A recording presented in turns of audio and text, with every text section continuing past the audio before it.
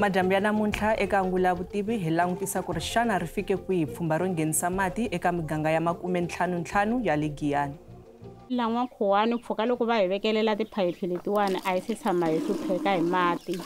Tirhisi bara la ka ndindani. Mati la bambeni a ma kona. Swo va ngopfu ka mati i ri na phayiphi i khinyanga xithombe masiku hinkwawo muti wa wena xi ta ku phayiphi yi kona. Ku va na problem ya vurhangeri lebyi nga na byona ku tsandzeka ku coordinate swilo swa simple. Ku ya hi projection ya project planning yi nga tikuma yi herile hi 2026.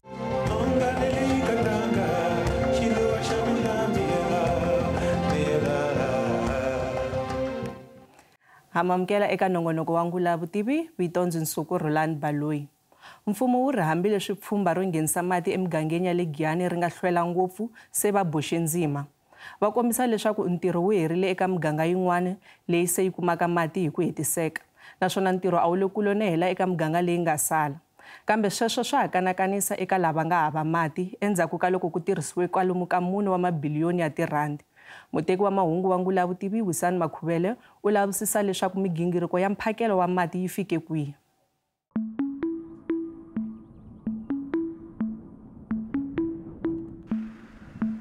Giyani Water Project i rin'wana ra mapfhumba lamakulu lama nga va emilon'weni swinene kusukela loko ri sungurile ku tlula 10 wa malembe lama nga hundza. Kambe a ri se fika emakumu. Va mfumo va ri leswi mati se ma nga fika emigangeni yin'wana i xikombiso xa leswaku ntirho wa vona se wa vonaka naswona va ha yisa mahlweni ku hetisisa eka miganga leyi nga sala. Swi na nkoka ku hi kombisa ku Giyani Water Project a yi aviwe hi swiyenge swinharhu in the main. Ku na xiyenge xo sungula lexa ku ri xa ku teka mati ya kusuka eNandoni ya fika Giyani. I xiyenge lexi nga hela mati ya kusuka eNandoni ya ta Giyani ya makuma. Ya ta hi pipeline ya fika ya kuma canal kumbe mugero ya fika la ka water treatment works ya hina ya Giyani leyi van'wana va yi vitanaka Nsami. Hi hetile hi swesweleswo. Now ntirho wun'wana lowu masipala wa Mopani a wu nyikiwe wona tanihi xiyenge xa vumbirhi a ku ri ku vona ku hi refurbish-a water treatment plant kumbe hi pfuxeta water treatment plant leyi ya Giyani. Leyi hi nkarhi luwa before hi refurbish-a a hi kota ku hlantswa mati ya 17 megaliters hi siku. Sweswi hi refurbish-ini plant yi herile hi kota ku hlantswa mati yo ringana 30 megaliters hi siku lama hi va ku hi karhi hi nyika vaakatiko. The next phase a ku ri mhaka ku hi vona ku hi teka mati hi ma yisa emigangeni yo hambanahambana ku nga ri laha dorobeni ntsena. Leswi a swi vula ku masipala wa xifundzatsongo wu rhwexiwa vutihlamuleri bya ku vona ku hi teka mati hi ma nghenisa emajaratini ya vaakatiko. Hi na ti-project ta ku ringana 37 hi appointe va contractor vo ringana 37 hi karhi hi kongome eka miganga yo ringana 24. Leswi ku nga ntirho lowu nge le ku endleni a hi ntirho lowu nga hela.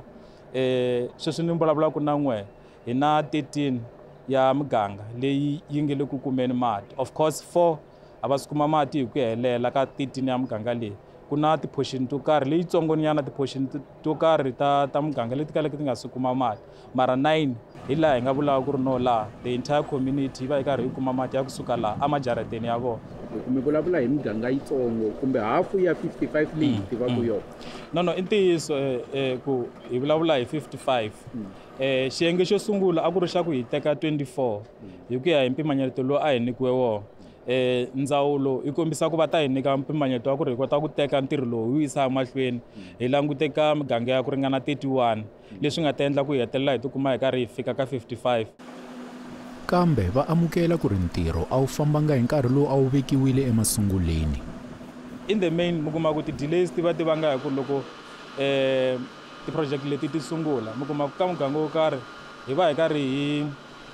hi tiva ku ri ya endla ti-connections aka nhlayo yo karhi ya mindyangu mara loko se mi fika mi sungula implementation ku na switense swin'wana se swi nga ngetela leswi vulaka ku ri even the work then increases. That is why hi n'hweti leyi ya December hi hundzaka ka yona executive mayor va lide campaign ya ku ya ka ti-community laha hi hlangana na vaakatiko va karhi va hlamusela ku a hi kotangi ku fikelela miganga hinkwayo ku ya hi deadline leyi a hi agriye hi yona mara hi ta va hi karhi hi vona ku loko machi yi hela the first 24 villages hi hetile hi ntirho wa toho loko ku ri ti-connection ya lipele ya ti-bulk line yi herile swi vula ku 24 villages ta va ti karhi ti kuma mati. Vaaki va ka Ndindani, wun'wana wa miganga leyi se yi kumaka mati, va tiyisisa leswaku se va tshovela mihandzu ya pfhumba leri. A hi hlupheka swinene mara kusukela va hi vekele tiphayiphi ndzhaku ka vhiki lembe leri nga hela. A hi sweswiwani hi va hi ri kahle tani sweswi ku fambaka hi ti-zone 1 laha ku nga zone 1 mati ya kumeka a ri kona a hi hlupheki hi mati ni nga tivi zone 2 na zone 3 na zone 4 mara lana wa zone 1 ku kahle. Se lani mi kuma mati masiku hinkwawo hi ku tshembeka. Hi kuma mati masiku hinkwawo hi ku tshembeka handle ka loko phayiphi yi bulukile na ku va hi tivisa ku mati loko mu nga voni phayiphi swi vula ku yi bulukile. Loko va nga si mi nghenisela tipompi leti lembe leri nga hela a mi endlisa ku yini hi mati? A hi xava lomu ka ti lava nga borha mati. Mi vuye mi titwa njhani loko va mi tisela tipompi leti? Hi ve hi tsaka swinene hikuva a ni ri ku kala mati ho ya nkoka ene hi boheka ku hi tirhisa wona masiku hinkwawo. Se a ma khunguli xiwilibara mi ya kule? Hi tirhisi bara la ka Ndindani. Xiyimo xa mati la muganga ka hina xa ha ri kahle. Mati ya huma swinene ku va na minkarhi yin'wanyana ya tshikaka ya nga humi. Problem ya kona yaliya ni nga mi byela ku loko ya nga humi i mhaka ku hala ku bloke phayiphi. Mara hi ku ya hi masiku hinkwawo a mi na xirilo xa mati n'wini? A ni tivi ka minkarhi leyi taka mara sweswi a hi sirila hi mati kusukela va hi vekele tiphayiphi a hi swi vona problem. A ni tivi mindyangu yin'wana mara hina tanihiloko ku ri ku ni ni hlamuselani leswi ni swi tivisaka xiswona.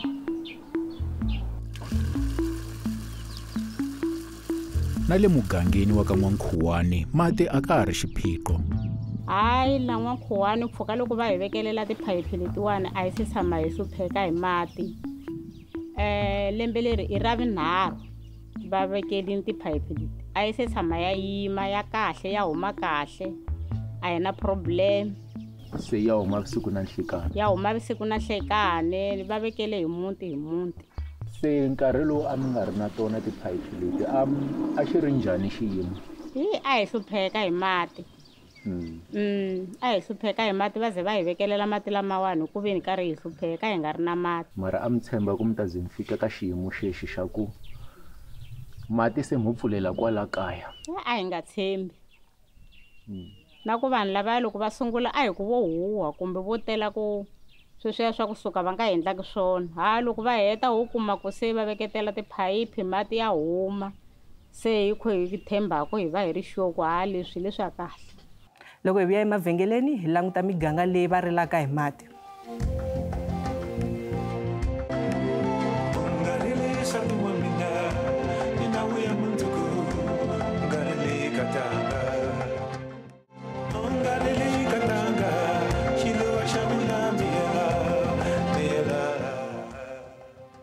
Swi tikomba onge matirhelo ya swiyenge swa mfumo swa mphakelo wa mati a ya fambi xikan'we leswi siyaka van'wani va vaaki exinyamini.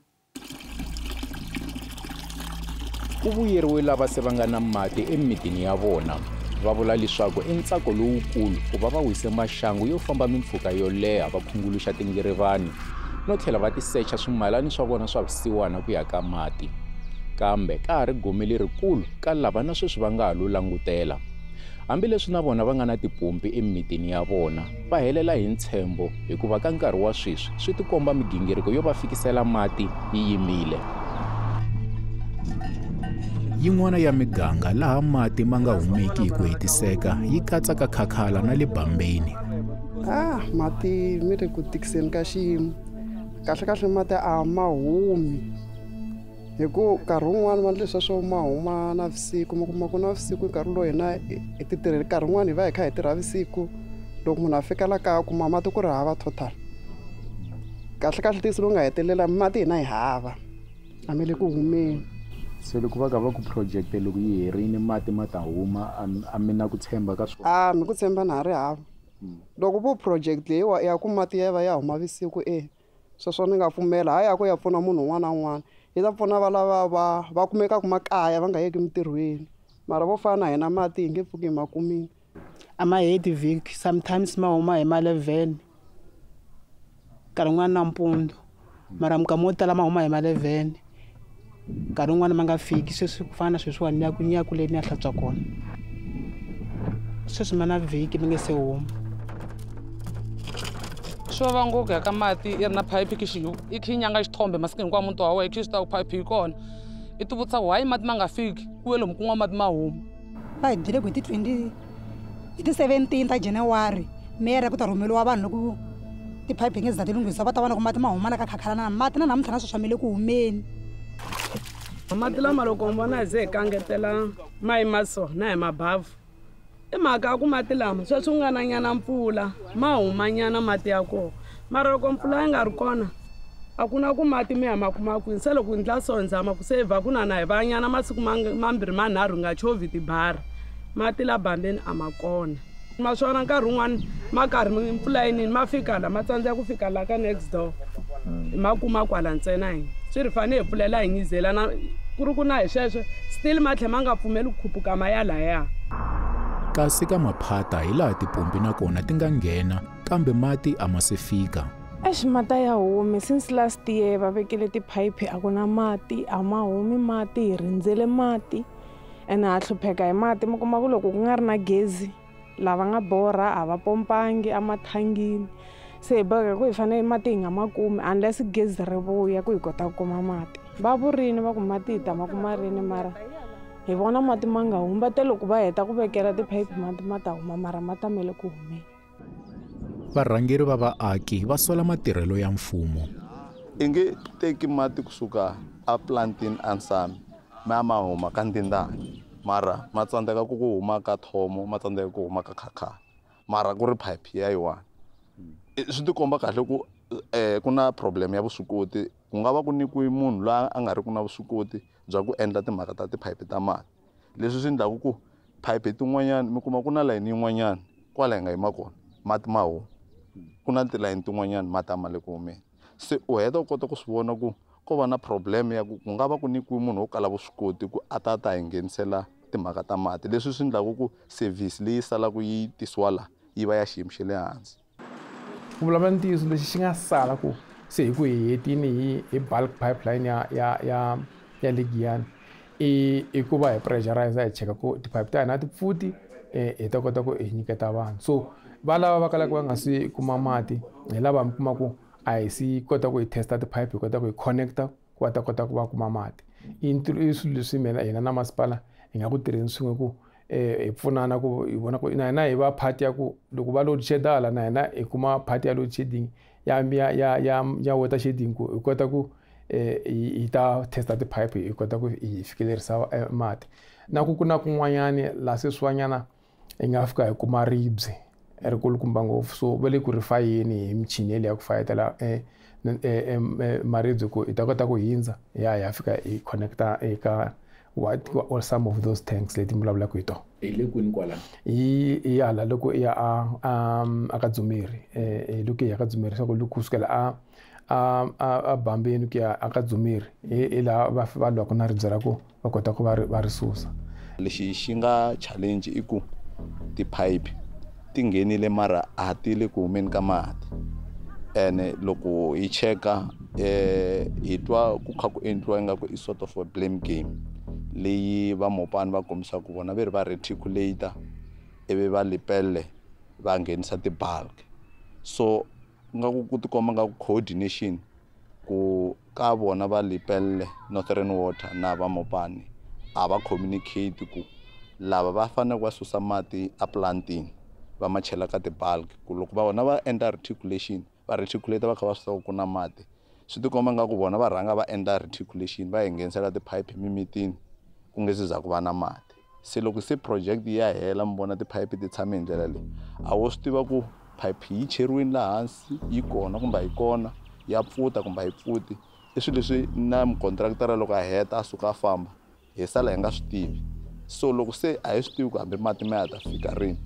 lembe leri ma nga ta fika hi rona loko se ya vona mati ma pfuta a swi tina ku hi fa hi complainela mani ku contractor i ta va se a fambile so u kota ku swi vona ku va na problem ya vurhangeri lebyi hi nga na byona ku tsandzeka ku coordinate swilo swa simple. A mi swi koti ku famba xikan'we ku ri a hi swi tekeni loko tipompi ti nghenini ka maphata ti nghenini ka khakhala na le bambeni va vhe va kuma mati hi ku hi leswi va nga langutela swona ku loko tipompi ti ze ti nghena mati ma le ku teni hi ku loko mi kuma ku masipala wu ku hayi na hi endlini reticulation tipompi hi nghenisini se swi sali hala ka Lipele ku ri mi endla bulk line ya n'wina. Okay, Mr. Makhubela, I think a ku sunguleni a hi nga fambi swin'we hi ta swi vona ku loko hi nga fambi swin'we swi vanga problem because vanhu va lava mati ku ya tisa hi mani ya huma kwini swi endlise ku yini a hi leswi nga na nkoka ka vona lexi nga na nkoka i ku va kuma mati so swi endleki ku sukela sweswiwa I think hi karhi hi pfuniwa na hi ndzawulo ya mati na nkululo ku na munhu wo fana provincial head ya hina la ka province Manana Lusikove i munhu un'wana loyi a kotaka a hi pfuna swinene ku hi kota ku hi ta kota ku tirha swin'we swi endle ku a rhangela ku va na nhlangano wun'wana wa vitanaku i Giyani Multi Stakeholder Forum multi stakeholders team so kuna ya technical kuna ya political so loko a ta va a establish swilo leswi swi endla ku hi kota ku hlangana hi vulavula hi twanana hi kota ku vona ku okay masipala i le kwini Lipele i le kwini i ncini hi nga swi endla ku hi kota ku hi tirha swin'we hi hatla hi heta xikan'we. Xivutiso xa vaaki i ku xana migingiriko ya Giyani Water Project yi ta fika rini emakumu hi twa switshembiso swintshwa swa mfumo loko hi vuya emavhengeleni.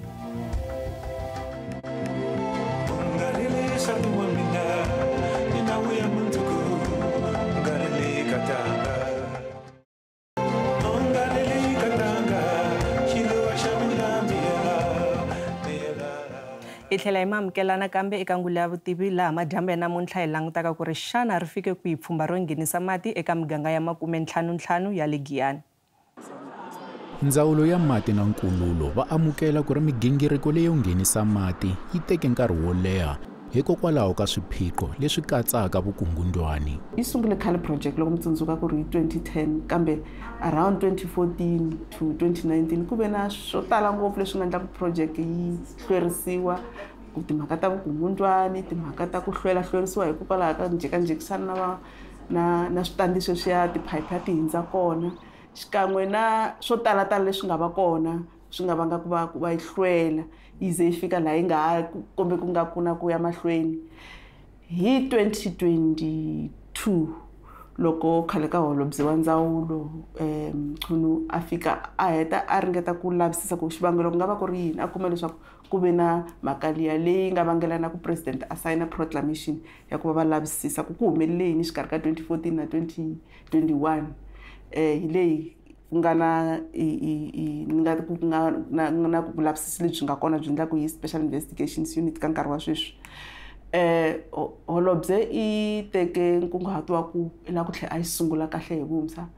hi vekeriwa futhi project yi vuyisiwa ndleleni yi tlhela yi hatlisisiwa. Loko ni vula ka nkarhi wa sweswi pipeline a ni ku yo suka na Ndoni yi herile hi hele hi 2023 hi March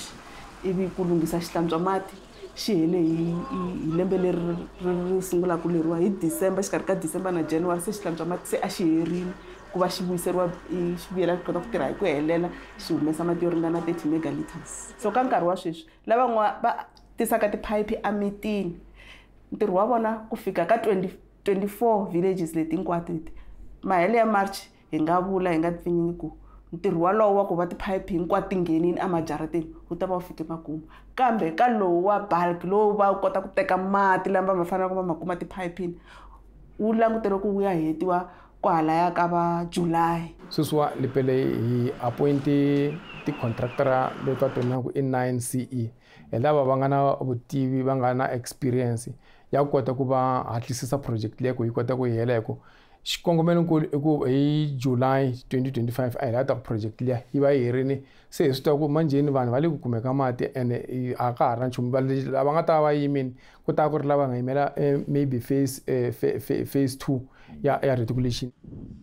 Sweswi masipalankulu wa Mopani wu languteriwa ku sungula ntirho wo nghenisa tipompi eka miganga ya 31 leyi nga ka xiyenge xa vumbirhi. Se leti ti nga ta va tisele mina idea ku ri tona loko se mi fane mi ya hetisisa mi ta lava nkarhi wo tanihi kwihi. Ti-project leti ti nyikiwa 12 months. Meaning ku loko hi kota ku ri hi sungula by April, the next April which will be April 2026 hi boheka ku va hi hetile. Mara a swi vuli ku ri ti-contractor va boheka ku tirhisa that 24 months. In some instances vanhu va tirhisa 4 months va va hetile. Ku na lava ku va ri na capacity as well, va kuma na nseketelo from the community hi 3 months va va hetile. So within 12 months hi ta va hi kota ku va hi karhi hi heta the next phase depending ka ku hi kota ku va hi karhi hi sungula hi ku tsakela ka hina a hi lava ku hi April hi va hi karhi hi sungula hi ntirho walowo. Hi tlhela upgrade plant leyi hi ngetela 10 megaliters yi fika ka 40 megaliters leswi nga ta hi pfuna ku ri hi kota ku fikelela miganga leyi hi vulavulaka hi yona hinkwayo.